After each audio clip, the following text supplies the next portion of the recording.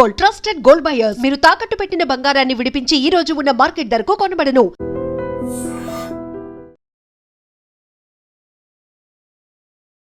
నమస్తే రమ్మగారు. నమస్తే జయ. రమ్మగారు, మొన్న ఒక పని మీద ఏదో స్పీకర్గా వెళ్ళారు కదా, ప్రొద్దుటూరు వెళ్ళొచ్చారు. ఎలా జరిగిందండి? ఏ కార్యక్రమానికి వెళ్ళారు స్పీకర్గా? ప్రొద్దుటూరులో ఉన్న అగస్త్యేశ్వర స్వామి దేవస్థానం, శివాలయం అంటారు అక్కడ. శివాలయం అంతే. బ్రహ్మోత్సవాలు జరుగుతున్నాయి అక్కడ. ఓకే. అయితే అగస్త్య మహర్షి ప్రతిష్ఠ చేసిన శివాలయం. 3 స్పీకర్లను పిలిచారు. జొన్నవెత్తుల గారు మొదటి రోజు, రెండో రోజు మన అనంతలక్ష్మి గారు, మూడో రోజు నేను. ఓహో. మీరు ఆలయం కోసమే? ఆలయం కోసం, ఇంకా వేరే పని ఏం లేదు. Okay okay. ఆలయం కోసమే వాళ్ళే పిలిచారు. రాత్రి బస్ ఎక్కాం, పొద్దున్నే దిగాం. మళ్ళీ ప్రోగ్రామ్ అయిపోయాక మళ్ళీ రాత్రి బస్ ఎక్కి పొద్దునే ఇంటికి వచ్చేసాం. నేనేమనుకున్నా, నాకు కూడా టైం ఇవ్వకుండా మీరు స్కూళ్ళకి, కాలేజెస్కి తిరుగుతున్నాను కదా, అన్నిటికీ వెళ్తున్నారు కదా, అట్లా ఏ కాలేజీ వాళ్ళు పిలిచారేమో మిమ్మల్ని, మీకు అట్లా అనుకున్నా నేను. దేవాలయానికి కొంచెం దేవాలయాలకు వెళ్ళటం తక్కువే. ఇది చాలా ప్రత్యేకమైన పురాతనమైన శివాలయము. ఇంకా 3-4 పిలుపులు ఉన్నాయి. ఈ సంవత్సరం 26 వచ్చిన దగ్గర నుంచి నేను అక్కడికి ఇక్కడికి వెళ్ళిపోవటమే ఎక్కువగా ఉంది. తిరుగుతూ ఉన్నారు, నాకు టైం తక్కువ ఇస్తున్నారు. బాగా తిరుగుతున్నాం. ఇది 11వ శతాబ్దం నాటి దేవాలయం జయ. నేను వెళ్ళింది. అబ్బా, చాలా బాగుంది. చాలా అంటే ఒక చాలాగా చాలా బాగుంది. ఓకే. చాలా పురాతనమైనది. బహుశా అప్పటికి ఊరు అంతగా లేదు ఈ దేవాలయం నాటికి. 11వ శతాబ్దంలో ఇక్కడ అప్పటి పరిస్థితులే వేరు. అగస్త్య మహర్షి ప్రతిష్ఠ చేశారు. ఓకే. శివలింగం కూడా ఎంత ప్రత్యేకంగా ఉందో. దేవాలయం కూడా పెద్దది. ఇంచుమించుగా ఎలా చెప్పాలి, ఊరికి నడిబొడ్డున ఉన్నట్టే. పాత ఊరు, ఇప్పుడు కొత్త ఊరు వాళ్ళు, ఇప్పుడు మనకు అన్ని చోట్ల లాగా కొత్త ఊరు కొంత పాత ఊరులో నడిబొడ్డున ఉన్నది దేవాలయం. బాగా విశాలంగా పెద్దదిగా ఉంది. ఇటీవల కొంతకాలం క్రితం దాన్ని ఇంకా విశాలంగా అట్లా పెద్దదిగా చేశారు. తొలుత చేసిన ప్రతిష్ఠ 11వ శతాబ్దంలో చేయబడితే, తర్వాత మళ్ళీ మన విజయనగర సామ్రాజ్య కాలంలో ఉన్న ఒక సైన్యాధిపతి దేవాలయాన్ని ఇక్కడ నిద్ర చేసి ఇంకొంచెం డెవలప్ చేయించారు. ఓకే. వారి ఆనవాళ్ళు కూడా ఉన్నాయి కొన్ని. ఆ తర్వాత క్రమంగా అట్లా అట్లా అయిన తర్వాత మన కంచికామకోటి పీఠాధిపతులు స్వామివారు ఒకసారి దర్శనం చేసి, అప్పుడు ఈ ప్రతిమలన్నీ ఇట్లా దగ్గరగా ఉన్నాయి. సన్నిధులన్నీ ప్రధాన దైవం సన్నిధి మధ్యలో ఉంచి, తర్వాత మిగిలిన సన్నిధుల్ని కొద్దిగా వెనక్కి జరుపుకోండి అంటే అట్లా బయటికి పెంచారనమాట దేవాలయాన్ని. 4 పక్కల రాజగోపురాలు ఉన్నాయి. 4 పక్కల నుంచి ఎంటర్ అవ్వచ్చు. మళ్ళీ గుడి ఏదో చిన్నది కాలేదు, బాగా విశాలంగా ఉంది. ప్రత్యేకమైన దేవాలయంగానే కనపడుతుంది. ఈ శివాలయంలో పరమేశ్వరుడు శివలింగము పెద్దది, జట ఉంది, ముడి ఉన్నట్టుగా ఉంటుంది పైకి ఇట్లా. తర్వాత బ్రహ్మసూత్రం కనపడుతుంది మనకి. బ్రహ్మసూత్రం ఉన్నది దర్శనం చేయటమే చాలా అత్యద్భుతమైన విషయం అని చెప్తారా. ఈ బ్రహ్మసూత్రము మొత్తం ఫుల్ రౌండ్ ఉన్నది. అక్కడి నుంచి ఇట్లా వస్తుంది అనమాట. మామూలుగా బ్రహ్మసూత్రం అని ఒక చిన్న గీతల్లే కనపడతాయి కాదు, విస్తారమైనది. అంటే బాగా ఎక్కువ ప్రసరితంగా ఉన్న బ్రహ్మసూత్రాన్ని కలిగి ఉండి బాగా అంతది. ఆ తర్వాత పైన ఈ శివలింగం తల మీద చిన్న చిన్న గుంటల్లాగా ఉన్నాయి. రససిద్ధికి చిహ్నమట అది. అంటే అది మా సాలగ్రామ శిలని ఇట్లా శివలింగంగా పెట్టారనమాట. సాలగ్రామ శివలింగమే అది. పైన ఇట్లా గుంటలుండి అక్కడ అందులో తడి ఉంటుంది ఎప్పుడు. అబ్బా, ఆ సన్నిధిలో నుంచుంటే ఒక రకమైన ఒక హాయి చేయ మనసుకి. ఎంత బాగుందో. లోపల అంత చక్కగా ఉన్నది.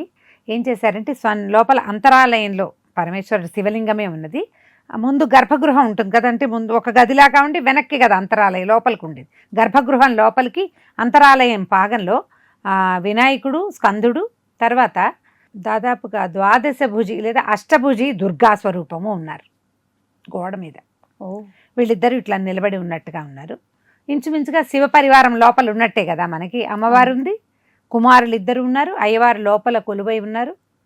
ఎంత ప్రశాంతత అంటే లోపలికి ఒక అడుగేస్తే నాకైతే ఒక గుహలోకి వెళ్తున్నట్టు. లోపల ఒక చల్లదనం, అంటే ఒక తెలియని శాంతి ఒకటి లభిస్తుంది. ఎప్పుడో ఒకసారి మన అమ్మయ్య హాయిగా ఉంది. బాగా ఎండలో నుంచి ఇంట్లోకి వచ్చామనుకో, ఇల్లంతా గ్లూమిగా చీకటిగా ఉండి ఫ్యాన్ వేసి గాలి ఆడుతూ లోపల చల్లగా ఉందనుకో, మనకి ఎట్లాంటి ఒక ప్రాణం చేరిన భావన వస్తుంది కదా, అది వచ్చింది ఆ లోపల. శివలింగమే చాలా ప్రత్యేకంగా ఉన్నారు. బాగుంది చాలా. పక్కనున్న సన్నిధిలో అమ్మవారు ఉంది. అమ్మవారు ద్విభుజి పార్వతీ స్వరూపం. చక్కగా కళ్ళు ముక్కు ముచ్చటగా ఉండి ఎంత బాగున్నారో అంత ప్రతిమ. కానీ రాజరాజేశ్వరి స్వరూపంగా చెప్తారు. అలంకారం అంతా రాజరాజేశ్వరి. అమ్మవారు నేను అడిగా చతుర్భుజ ఎలా ఉన్నారు అంటే ద్విభుజి, పార్వతీ స్వరూపమే. కానీ ఇక్కడికి శంకరాచార్యులు వచ్చారని ఏం చెప్తున్నారనమాట అర్చకులు. రాజరాజేశ్వరి అన్నారు, అక్కడి నుంచి మేము రాజరాజేశ్వరి అని ఇక్కడ చెప్తున్నారు. కానీ అమ్మవారు ఉండటానికి మాత్రం పార్వతీ స్వరూపమే, పరమ స్థిమితమైన రూపంలో. ఎంత బాగున్నారో, భలే కళ్ళగా ఉన్నారు పార్వతి. శివలింగం అంటే మనకి ఒకటే స్వరూపంగా కనిపిస్తుంది, అందులో ముఖము కవలికలు మనకు తెలియదు కదా.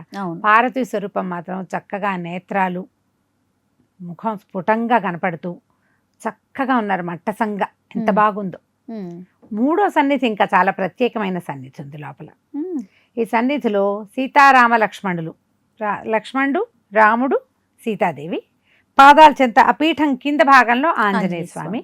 వీళ్ళు ఎట్లా ఉన్నారో చూద్దాం. రాముల వారికి సాధారణంగా అన్ని చోట్ల కోదండం కనపడుతుంది కదా, ఎక్కడైనా అభయముద్రతో రాముడు కనపడతాడా? సాధారణంగా చూడమను. ఇక్కడ కోదండం లేకుండా అభయముద్ర ధరించిన రాముల వారు ఉన్నాడు. లక్ష్మణ స్వామి ధనుర్బాణాలు ధరించి అంజలి ముద్రతోటి కనపడతాడు. ఎంత ప్రత్యేకంగా ఉందో, భలే బాగుంది. ఈ అయోధ్యకాండంలో ఒక ఘట్టంలాగా కనపడింది అది నాకైతే. ఆంజనేయులు ఉన్నారు కానీ పైన లేరు, పీఠం కింద ఉన్నారు. ఈ మన అడవికి వెళ్ళేటప్పుడు నన్ను కూడా తీసుకెళ్ళమని లక్ష్మణుడు ప్రార్థిస్తుంటే సరేనని రాముడు అభయిస్తున్నట్టుగా కనపడింది అది నాకు. చాలా ప్రత్యేకంగా ఉంది. ఆయన ఇక్కడ క్షేత్రపాలకుడుగా ఉన్నాడు. ఇంకా చుట్టూతా అన్ని సన్నిధులు ఉన్నాయి, అమ్మవారు, వినాయకుడు, ఆ తర్వాత ఏమో లోపలికి వీరభద్రుడు, కాలభైరవుడు, అన్ని సన్నిధులు ప్రత్యేకంగానే చక్కగా ఉన్నాయి. ముఖాలు స్ఫుటంగా, విగ్రహాలు పెద్ద పెద్దవి, తెరిపిగా, ఆలయము బాగా అంటే విశాలంగా, ఫ్రీగా కూర్చోడానికి వీలుగా, ఎక్కువ మంది తిరగడానికి వీలుగా. పక్కన ఒక మండపం లాంటిది పెద్దది పెట్టారు. ఆ మండపంలో చక్కగా స్వామివారిని వేంచేపు చేయటానికి అవకాశము. తర్వాత ఊరంతా ఒకసారి ఊరేగి మళ్ళీ లోపలికి రావడానికి వీలు. నేను వెళ్ళిన రోజున హంసవాహనం, ముందు రోజు రావణ వాహనం ఎక్కారట, హంసవాహనం చేయించారు. ఎంత విశేషంగా చేస్తారో. అయితే ఈ ఊరిని మనం, ఈ పొద్దుటూరుని చాలా విశేషంగా చెప్పుకోవాల్సింది ఏంటంటే, ఇంచుమించు మైసూర్లో ఎలా జరుగుతాయో ఉత్సవాలు ఇక్కడ అట్లా జరుగుతాయి. ఇది దసరాకండి, దసరాలకి. ఇప్పుడు మేము వెళ్ళిన దేవాలయం కాకుండా ఇంకో ప్రఖ్యాతమైన దేవాలయం ఇంకొకటి ఉంది. అది ఎవరంటే వాసవి కన్యకా పరమేశ్వరి అమ్మవారి దేవాలయం. అమ్మవారి శాల అంటారు, దాని పేరే అది, అమ్మవారి శాల. అన్నిటికీ సభ అని పేర్లు పెట్టుకుంటారట. అసలు మైసూర్లో ఎట్లయితే బాణాసంచా కాలుస్తారో దసరాలో లాగా, అట్లా పండగ రోజున, విజయదశమి రోజున రాత్రి తెల్లవార్లు బాణాసంచా కాలుస్తారు. జాతర విశేషంగా చేస్తారు. ఉత్సవాలు చాలా విశేషంగా జరుగుతాయి. ఆ అమ్మవారి దేవస్థానం నాకు తెలుసు, నేను మా టీవీలో చెప్పాను. అది నేను జ్ఞాపకం లేదు. లోపల సన్నిధిలోకి అడుగు పెట్టాక ఫోటో చూశాక, అది లోపల చూసాక నాకు నేను చూసిన రీల్స్ జ్ఞాపకం వచ్చింది. నేను మా టీవీలో చేసినప్పుడు ముందు అది ఒకసారి చూసేవాళ్ళం కదా, చూసిన తర్వాత చెప్పేదాన్ని. అమ్మవారు అసలు కనికా పరమేశ్వరి ఎంత ముచ్చటగా ఉన్నారంటే అక్కడ భలే బాగున్నారు. చాలా పెద్ద గుడి ఆమెది కూడా, అమ్మవారిది కూడా మంచి ఎత్తైన సీలింగ్ అవి చాలా ఎత్తుగా ఉండి బంగారు చీర ధరించి ఉన్నారు. చక్కగా ఉంది ఆ గుడి కూడా. ఈ రెండు దేవాలయాలు ప్రొద్దుటూరులో ప్రఖ్యాతంగా చూడాలి. ఇంకా ఉన్నాయి, ఇంకా ఉన్నవి చెన్నకేశవ స్వామి దేవాలయం ఒకటి ఉంది అక్కడ, అది కూడా చాలా విశేషమైంది. కాకపోతే మేము మధ్యాహ్నం వెళ్ళేసరికి గుడి మూసేశారు. సాయంకాలం నాకు ఇక్కడే సరిపోయింది. మళ్ళీ ఇంకొకసారి వచ్చి ఈ తాపిగా కొంచెం కవర్ చేసుకుంటాము. ఇప్పుడు నేను ఊరికే చూశాను, కెమెరాతో చూపిస్తే ఇంకో రకంగా ఉంటుంది. ఊరికే నేను చెప్తున్నా కదా, ఆ ప్రాంత వాసులంతా కూడా విస్తారంగా ఉంటుంది. బంగారం పట్టు చీరలే కదా ప్రొద్దుటూరు అంటే. దేవాలయాలు ఈ రెండు కూడా చాలా విశేషంగా ఉన్నాయి. అది పురాతన దేవాలయం. పురాతనది. ఈ శివాలయం ఏనాటిదో, కనికా పరమేశ్వరిది 100 ఏళ్ల నాటి దేవాలయము. చాలా బాగుంటుంది. అసలు ఉత్సవాలు అయితే ఎక్సలెంట్గా చేస్తారు. ఈ ఊళ్ళల్లో, ఆ ఊర్లో ఉన్న వాళ్ళంతా ఉత్సవాలకి చుట్టాలను పిలుచుకుంటారు. ఓహో, పండక్కి కాదు, ఉత్సవాలు చూడడానికే అన్నమాట. తెల్లవార్లు బాణాసంచా కాలుస్తారు. చాలా ఖరీదు. అంటే వీళ్ళంతా వ్యాపారస్తులు కదా. అవునులేండి. నేను దేవాలయంలో మాట్లాడడానికి వెళ్ళాను. నేను వెళ్ళింది ఏంటి, కలియుగ భక్తి మార్గం నా టాపిక్. సాయంకాలం మాట్లాడాలి. పొద్దున్నే 9 గంటలకి పనులు చూసుకుని, స్నానం సంధ్యా తెముల్చుకుని దేవాలయ దర్శనం, మేము ఏ దేవాలయానికి వెళ్ళాలో ఆ దేవాలయ దర్శనం చేసాం, అమ్మవారి శాల చూసేసాం.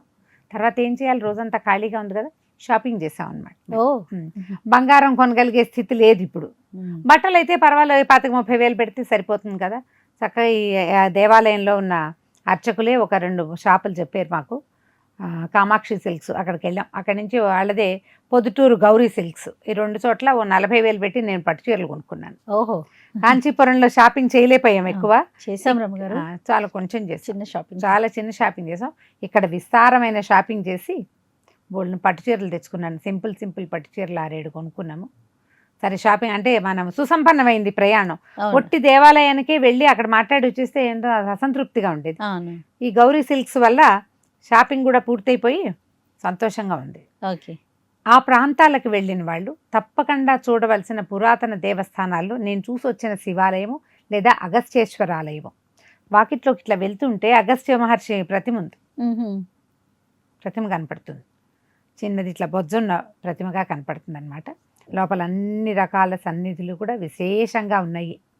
సాయంకాలం ఏదో మీటింగ్ మాట్లాడుకుని కాసేపు తర్వాత రాత్రికి బయలుదేరి వచ్చేసాం మేము వెనక్కి.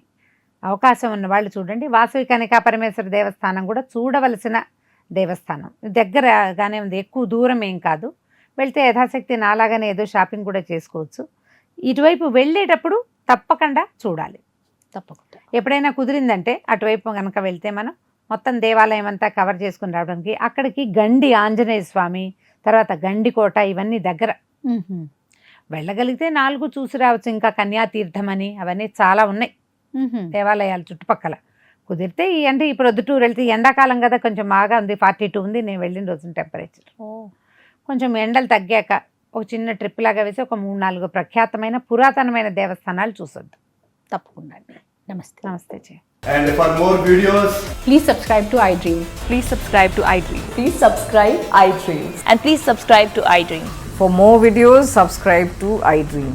please like, share and subscribe to the channel. Congratulations, iDream. Subscribe to iDream. Subscribe to iDream. So subscribe to iDream Media. iDream ki iDream team andarki huge congratulations. Please subscribe iDream Media. Please subscribe to iDream. Subscribe iDream. Please subscribe to iDream. iDream అంటే నా కళల ఛానల్ను subscribe చేసుకున్న నోరు తిరుగుతలేదు, మీరైతే గంట గుర్తు కొట్టండి. For more such videos, please subscribe to iDream. Subscribe to iDream. Please subscribe to iDream. Please subscribe iDream Media. Please do subscribe to iDream. Please subscribe to iDream Media. For best entertainment and information, please subscribe iDream. And don't forget to subscribe to iDream.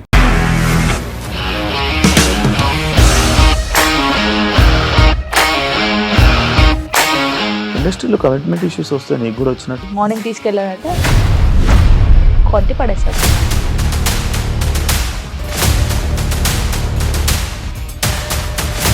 ఒక్కళ్ళు కూడా చూడలేదు ఈ cinema అని చెప్పడానికి కూడా చాలా ధైర్యం కావాలి. అది నిజం కదా, దాంట్లో ధైర్యం ఏంటి? ఇది నెక్స్ట్ డే ప్లేట్ మార్చేస్తే తప్పు కదా. As of now, we are comfortable this అని నేను అనుకుంటున్నాను. రష్మిక గారిది మీది ఒకే ఊరంట కదా. నీకు కోపం వచ్చిందంటే బాగా తిట్టేత్తరా? తిట్టేద్దామండి. నిజంగా గేమ్ ని ఎలా చేంజ్ చేయగలిగారు? APSFC వాళ్ళకి 6 నెలల్లో నేను 6 లక్షలు కట్టా. బిజినెస్ చేయాలనుకుంటే it is as difficult as riding a tiger.